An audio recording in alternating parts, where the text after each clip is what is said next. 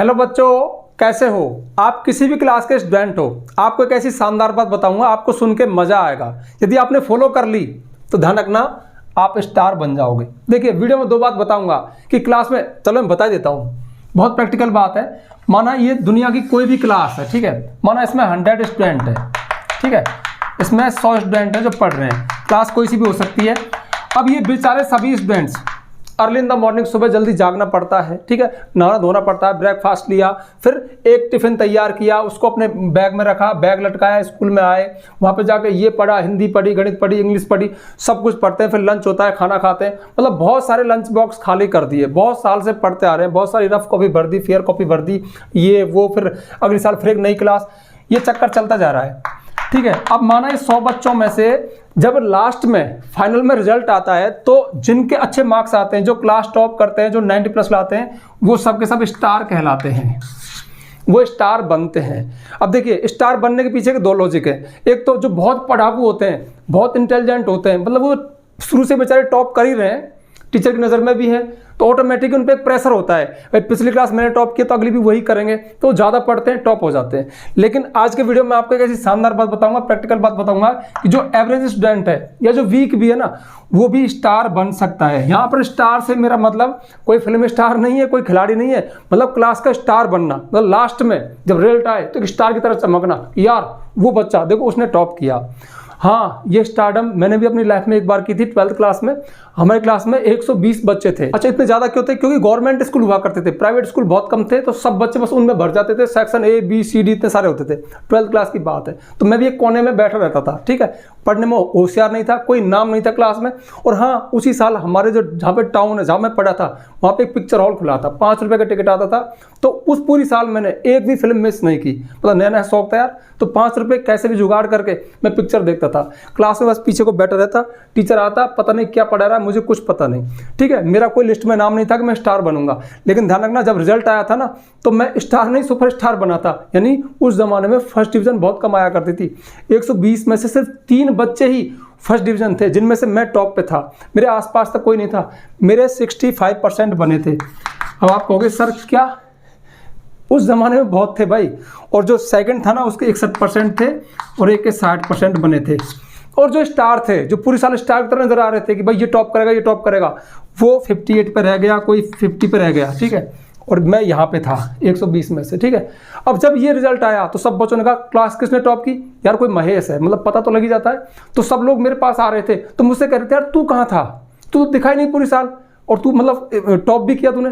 तो मैंने उनसे एक लाइन बोली कि मैं पिक्चर हॉल में था, और वास्तव में मेरा मतलब मैंने बिल्कुल पढ़ाई नहीं था, मतलब क्लास बहुत कम गया, बंक की, पिक्चर देखी, कुछ भी किया, लेकिन ये टॉप की। अभी टॉप कैसे की, वही कहानी मैं आपको बता रहा हूँ कि कोई भी स्टूडेंट जो एक एवरेज है ना, वो लास्ट में स्टार कैसे बन सकता है, ठीक है। उसके बाद में जो सबसे मज़ेदार कॉन्सेप्ट है वो लास्ट में एक लाइन में बता के चला जाऊँगा कि फिर स्टार तो ध्यान रखना लास्ट के रिजल्ट में, लेकिन लाइफ में सुपरस्टार कौन बनेगा अंत में? सुपरस्टार उसे कहते हैं जो लाइफ की रेस में, यानी यहाँ पे तो आप क्लास में बन गए, इससे ये थोड़ी कि आपकी नौकरी पक्की हो गई या आप कोई चमकता सितारा बन गए या आपके कोई बड़ा जॉब लग गया, लेकिन लाइफ में सुपरस्टार कौन बनेगा आगे जाके, ये भी मैं आपको बताऊंगा। लेकिन मुझे पता है कि जब तुम क्लास में होते हो ना, तो आपको लाइफ से मतलब नहीं है, आप बस क्लास तक सोचते हो कि यार कैसे भी जुगाड़ करके, बस ये 10th क्लास है ना, बस इसमें ऐसा लगता है कि 10th ही बस कयामत है, इसके बाद कुछ लाइफ है ही नहीं। मैंने अक्सर देखा है बच्चों को, और मैं खूब समझाता हूँ कि यार ये क्लास है, नंबर है, इनके चक्कर मत पड़ना, सर बस 12th क्लास हो जाए, बस ये क्लास हो जाए, ऐसा सोचते हैं। ये सोचना गलत है, ठीक है। लेकिन आपको क्लास के मकसद से ही बता रहा हूँ कि आप कैसे स्टार बन सकते हो। इसके लिए बस कुछ नहीं, 2 बात है, बस आपको 2 ही बात बता के जाऊँगा, आप कर सकते हो। बस ये 2 बात अपने दिमाग में बिठा लेना, आप भी स्टार बन सकते हो। देखो, पहली बात, rough copy is the best friend. आपकी जो रफ कॉपी है ना, वो आपकी बेस्ट फ्रेंड होनी चाहिए। कहने का मतलब है, मैं अक्सर बच्चों को देखता हूँ, ये मेरी होमवर्क कॉपी है, इसको गंदा मत करे, इससे मैं तुझे नहीं दूंगा उधार, ये तो मेरी होमवर्क है। और टीचर होमवर्क सर चेक करा दिया, टीचर ने चेक कर दिया, साइन कर दिया, तो बस अरे मजे आ गए यार, मेरा काम पूरा है। मतलब ज़्यादातर ये मैंने देखा है, क्योंकि हमने पढ़ाया बहुत साल। लेकिन ध्यान रखना, जो स्टूडेंट्स रफ ज़्यादा भर रहा है और जो रफ कॉपी को होमवर्क से ज़्यादा वेटेज दे रहा है, यानी ज़्यादा प्रेफरेंस दे रहा है, उस पर ज़्यादा लगाव है, जो ज़्यादा पेन खाली कर रहा है। अरे एक बात बताऊँ तुमको, जो होमवर्क है ना, उसमें तुम्हारा कुछ नहीं है। होमवर्क का मतलब है एक तरह से आदर्श चीज़ है, मतलब कोई टीचर ने आंसर लिखवाया होगा या कहीं से आपने लिखा है, उसमें नोट है, मतलब वो कन्फर्म है, पक्का है, अच्छा है सबसे, ठीक है। अब एक बात बताओ, क्या ये आपने तैयार किया? नहीं किया, लेकिन जो रफ कॉपी है ना वो आपकी है, उसमें आपका संघर्ष है, उसमें आपकी गलतियां भरी पड़ी हैं, उसमें आप गिर रहे हो, खड़े हो रहे हो, गिर रहे हो, खड़े हो रहे हो, काट रहे हो, पीट रहे हो, तो rough copy is the best copy. तो आप जितनी रफ भरते हो, और फिर एक बात बताओ इसके पीछे लॉजिक क्या है? इसके पीछे साइंटिफिक लॉजिक ये है कि लास्ट में आपको जो एग्जाम है ना वो रिटर्न देना है, तो जो बच्चा जितनी रिटर्न कर रहा है, जितना लिख रहा है, अच्छा एक फैक्ट और है, ये तो है ही है कि आप वहाँ पे रिटर्न करोगे तो वहाँ पे टाइम आपके पास ज़्यादा रहेगा क्योंकि आप लिखने के आदी हो। दूसरी बात, सबसे बड़ा वैज्ञानिक तत्व तो ये है कि जब हम चीज़ों को लिखते हैं ना, देखो ये का आंसर, चल दो बच्चे हैं सेम आंसर याद कर रहे हैं, ये इसको पढ़ रहा है, ऐसे रीड कर रहा है, बोल के बिना बोल के अलग बात है, और ये बच्चा इसको लिख के याद कर रहा है, मतलब 4 पॉइंट देख लिए, लिख लिया, फिर लिख लिया, फिर पूरा एक साथ लिख लिया, यानी ये तो लिख करके राइट कर रहा है और ये इसको रीड कर रहा है। तो ध्यान रखना, ये साइंस कहता है, साइंटिफिक फैक्ट है कि जो राइट कर रहा है ना उसके दिमाग में ज़्यादा स्थायी है। क्यों? क्योंकि कहीं जब हम लिखते हैं चीज़ों को तो हमारे दिमाग में ज़्यादा थोड़ी रगड़ होती है, ज़्यादा स्ट्रगल होता है, और लिखी हुई चीज़ें हमें लंबे समय तक याद रहती है, तो इसलिए हमेशा लिखा करो। इसलिए आपकी जो रफ कॉपी है ना वो आपकी बेस्ट कॉपी होनी चाहिए, बेस्ट फ्रेंड होनी चाहिए। और 12th क्लास में ये रफ कॉपी मेरी बेस्ट फ्रेंड थी। आपको बात बताऊँ, ऐसे पिक्चर हॉल में पिक्चर देखने से, क्लास बंक करने से कोई टॉप नहीं आता। मैंने पूरी साल ज़बरदस्त मेहनत की थी, सही बता रहा हूँ, मैं पूरी साल 6 से 7 घंटे पढ़ा था, और ये सब मेरी सेल्फ स्टडी थी, ठीक है। इसलिए तो मैं अगला पॉइंट पे आ रहा हूँ, बहुत मज़ेदार है। इसलिए तो मैं बहुत सीना तान के कह देता हूँ कि कभी भी पॉइंट नंबर 2, टीचर्स के पीछे ज़्यादा मत भागो, ज़्यादा मत भागो। अगर कोई मुझसे पूछे तो मैं तो बिल्कुल नहीं भागूंगा, मैं सही बता रहा हूँ। पूरी साल मैंने खुद ने पढ़ा, मैंने सारे कॉन्सेप्ट खुद ने क्लियर किए, मैं टीचरों के पीछे बिल्कुल नहीं भागा, मैं सच बता रहा हूँ। अपनी बढ़ाई नहीं कर रहा, ये नहीं कर रहा। क्यों? कहीं मुझे पता है, मैंने एक पिछले वीडियो में बताया था कि जो टीचर है ना, मतलब जो बच्चे टीचर पर ज़्यादा डिपेंड है ना, वो कहीं ना कहीं फिर उनके दिमाग कमज़ोर रह जाते हैं। क्योंकि हम जब टीचर पर डिपेंड होते हैं ना तो अपने दिमाग को काम में नहीं लेते, हम कहीं वीक रह जाते हैं। हमारे दिमाग में जो क्षमता है ना वो बाहर निकल के आती नहीं है, क्योंकि हम तो हर बात में सर ये बताओ, सर ये बताओ, सर ये बताओ। जब सब कुछ सर बताएंगे तो फिर तू इस दुनिया में क्यों आया है? मतलब कहने का मतलब है, हालांकि सर हैं, एक आदत पड़ चुकी है, ये उस वीडियो में मैंने अच्छे से एक्सप्लेन किया, दोबारा मत बुलवाओ उस बात को, कि सब कुछ है, ठीक है। हमारे दिमाग को हमने आदत लगा दी कि टीचर ये एक्सप्लेन करेगा, तो ये वीक रह गया। सपोज करो उस दुनिया में कोई टीचर होता ही नहीं, फिर क्या करते तुम है? तब तो खुद का दिमाग लगाते ना।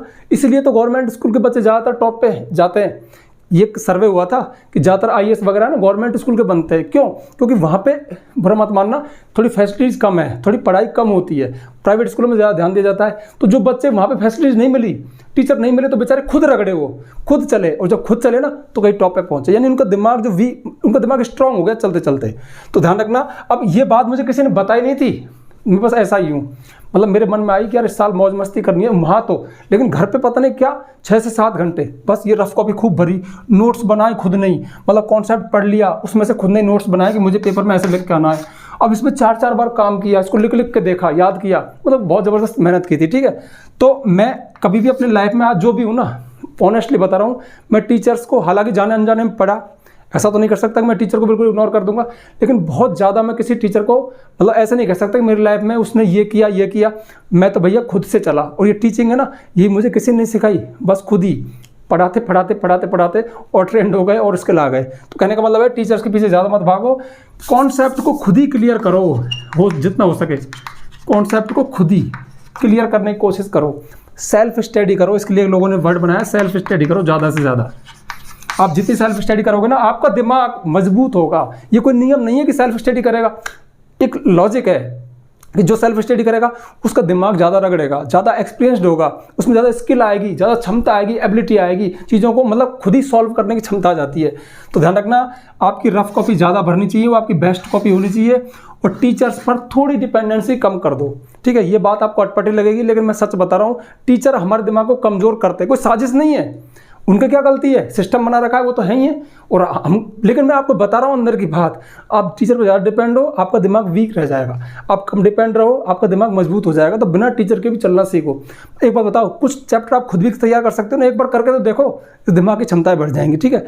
तो ये भाई 2 चीज़ थी जो मैंने की थी, इसलिए मेरे ये आए थे। अब ये कोई आज के ज़माने में तो कोई वैल्यू नहीं है, तो 90 का 100 चाहिए। बट फिर भी बता रहा हूँ, मुझे बड़ा फख्र हुआ था। और उस साल मैंने ये बात सीखी थी कहीं कि आदमी खुद भी कुछ कर सकता है। ऐसा नहीं कि हर काम को मतलब क्लास में वो माल वही करेगा, ऐसा कुछ नहीं है। तो ये हो सकता है, ठीक है। अच्छा, दूसरी बात आती है कि सुपरस्टार कौन बनेगा। सबसे मज़ेदार बात तो ये है, ये तो क्या है कि आपकी क्लास की चुल है कि इस क्लास में पढ़ रहा हूँ, ये टॉप बन गई, ये वो। एक बात बताइए, मैं एक आर्ट का स्टूडेंट था, मेरे पास इंग्लिश आज तक नहीं है। मैंने ग्रेजुएशन किया, उसमें भी इंग्लिश नहीं थी, है ना। हाँ, एमए इंग्लिश किया मैंने बहुत बाद में, पढ़ाते पढ़ाते, वो प्राइवेट किया था।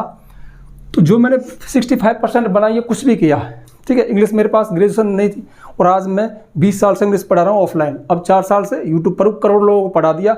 बहुत प्यार भरे आप कमेंट करते हो। दूसरा चैनल भी है महेश गुरुजी, उस पर लाखों सब्सक्राइबर हैं, सब कुछ है, एप्लीकेशन भी है, सब कुछ है, ठीक है। तो एक बात बताओ कि अब इसमें मेरी ये पढ़ाई कहाँ काम आई। अपने आप को नहीं करना चाहिए। अगर मैं आज यहाँ हूँ, अगर लाखों लोग मुझसे कनेक्ट हैं, करोड़ लोग भी, तो मैं इसको कह सकता हूँ कि ये मेरे जीवन में है। तो ये चीज़ कैसे हुई बताओ, ये है मेन चीज़। यानी कि अभी जो आप पढ़ रहे हो इसको छोड़ो, आगे की लाइफ में आप कितने सफल होते हो, आप स्टार बनते हो, सुपरस्टार बनते हो, वो चीज़ कैसे पॉसिबल होती है।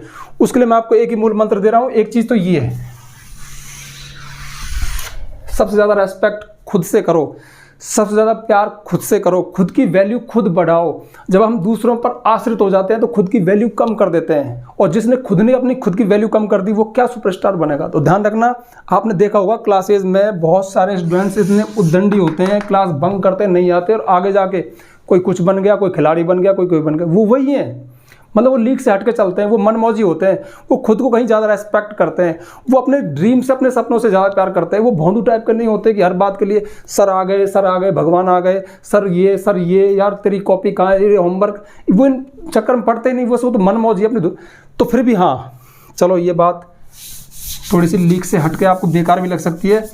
आपको पढ़ाई के संदर्भ में सुपरस्टार बनना है। चलो मैं पता है ऐसे क्यों हो गया, क्योंकि ये स्टूडेंट है ना, इनको आप कितना ही समझा लो, समझ में आने वाले नहीं है। इनको तो बस मैं 12वीं क्लास में हूँ, टॉप कर लूँ, और टॉप कर दे फटेगा।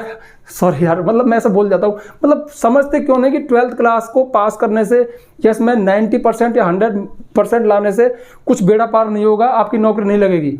आपको आगे जाके लाइफ में कुछ बड़ा करना है, मतलब चमकना है, कुछ अच्छा जॉब लेना है। उसके लिए आपको कुछ स्किल लानी होंगी, कुछ अच्छी आदतें लानी होंगी, और उनमें से एक आदत है, चलो आपकी स्टडी संदर्भ में बता दूं, कि कभी भी ये ध्यान रखना, अगर इस क्षेत्र में, पढ़ाई के क्षेत्र में जाकर सुपरस्टार बनना है, ठीक है, किसी कंपनी का सीईओ बनना है, जैसे कि आप सुंदर पिचाई हैं, वो गूगल के सीईओ हैं, तो वो एक मतलब पढ़ाई लेवल से तो पहुंचे ना वहाँ, उस लेवल की बात कर रहा हूँ। तो कभी भी लेसन नहीं, सॉरी, कभी भी आप किसी पूरे कॉन्सेप्ट को पढ़ना, जब पढ़ाई करो ना, जैसे एक बात बताओ, जैसे इंग्लिश की बात कर रहा हूँ, जैसे नरेशन एक टॉपिक है, पैसिव वॉइस एक टॉपिक है, तो पैसिव वॉइस में टुकड़े मत पढ़ना कि ये इसमें थर्ड फॉर्म आती है, ये आता है, वो आता है, इस टेंस में ये हेल्पिंग वर्ब लगती है।